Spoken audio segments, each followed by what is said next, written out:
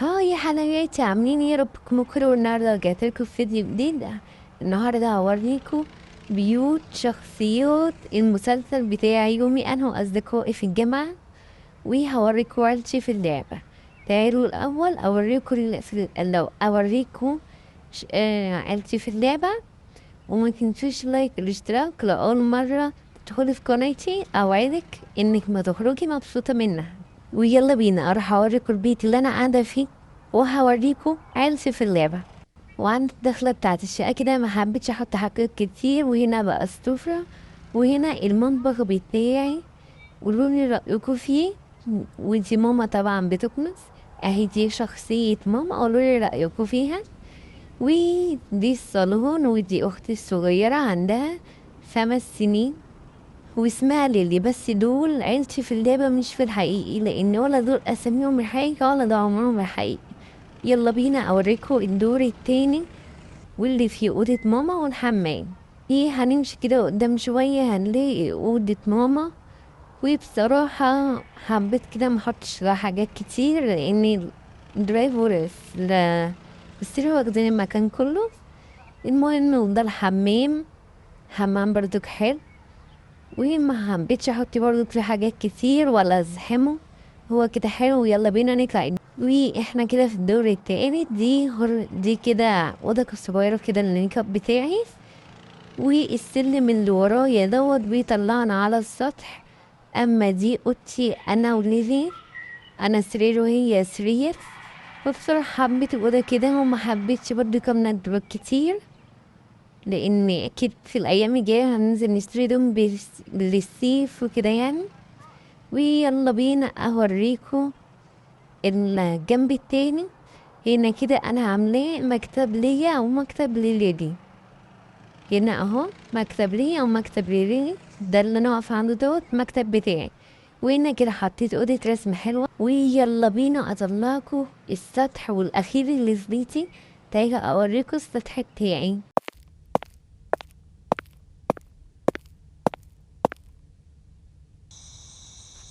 واحنا كده في السطح بتاعي يا حلوياتي. وهنا كده قاعدة عاملة قاعدة بسيطة. وده المكتب بتاعي عشان حبيت اطلع اذاكر فيه ولا حاجة. يبقى عندي المكتب بتاعي فوق. وهنمشي قدام شوية، حتى كده حاجة بسيطة برضك. وهنا حتى بقى شوية حاجات عشان لو حبيت اتمرن فيه. وهنمشي قدام برضك شوية. هنا كده حتى بتاعت ملابس والاستحم. ولو حد عايز يغير هدومه يعني، عشان لو أصدقائي مثلا طلعوا وعايزين يغيروا عادي. وده اللبس اللي أنا حطاه وبس كده. تعالوا نخش على البيت اللي بعده. وده بيت فاطمة ولينا، ومش مغيرة منه حاجات كتير عن الفيديو الأولاني يعني، بس مرتبة نفس الترتيب بس مش قوي. هنا برضو حتى كده السفرة من المنطقة بس. ودي كده التلاجة. ودي مامة فاطمة وسارة. قولولي رأيكم فيها، وهل عملت الشخصية حلوة ولا وحشة؟ المهم يلا بينا أوريكم الحمام. ده الحمام يا حلوياتي. قولولي رأيكم فيه برضك. وبرضك مش موجودة في حاجة، لأن البيت ده كنت مرتباه وأنا في أول فيديو ليا، روحوا شوفوه. وهي دي فاطمة وبتحب القراءة. ودي سارة قاعدة بقى متوترة. المهم تعالوا نطلع الدور التاني اوريهولكم. واحنا كده هنا في الدور التاني حطيت مراية، حطيت سجادة. وهنا بقى أوضة النوم بتاعت مامة سارة وفاطمة. قولولي رأيكم فيها. وده غرفة الدريسنج يعني، النوم. وكده التسريحة بتاعتها بسيطة. هنا محبش احط حبة حلويات، لانهم بيحبوا الحلويات جدا. فهتكلم كده حاجة حلوة هنا. انا مش مقتنعة بالاوضة دي، بس هي اصلا مش هتبان في الفيديوهات. المهم يلا بينا نطلع على الدور التالت الاخير في بيت سارة وفاطمة. فينا بقى دي اوضة فاطمة اهي. قولوا رأيكم فيها. بحب الصور يعني، عارفة ان انا مزودة حاجات كتير. ودي أوضة صورة بس ما حبيتهاش تكون مليانة، لأن سارة بتحب الهدوء زي ما قلتلكوا.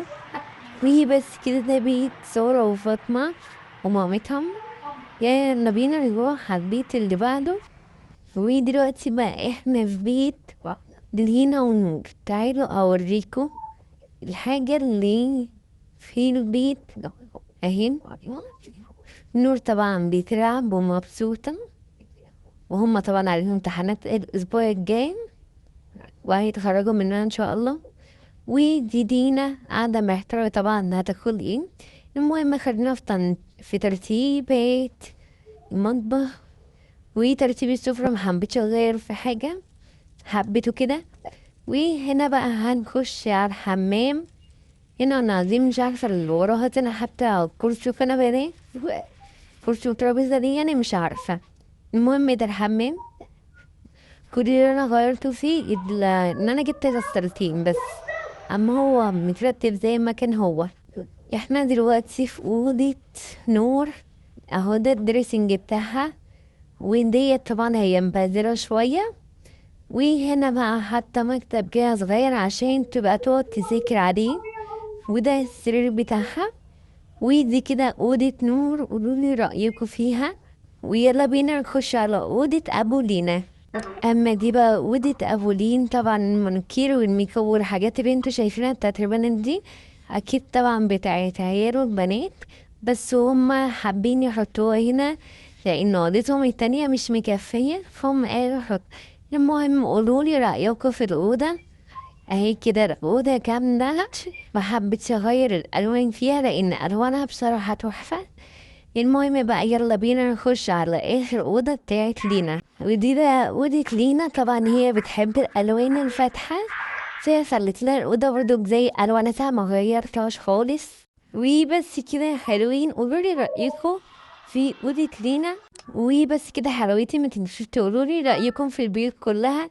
أما بالنسبة للبيت زينب وجانا هسيبولكم فجأة لأن عاملة البيت ده روعة روعة روعة. وبس كده خلاص يا حلوين، باي.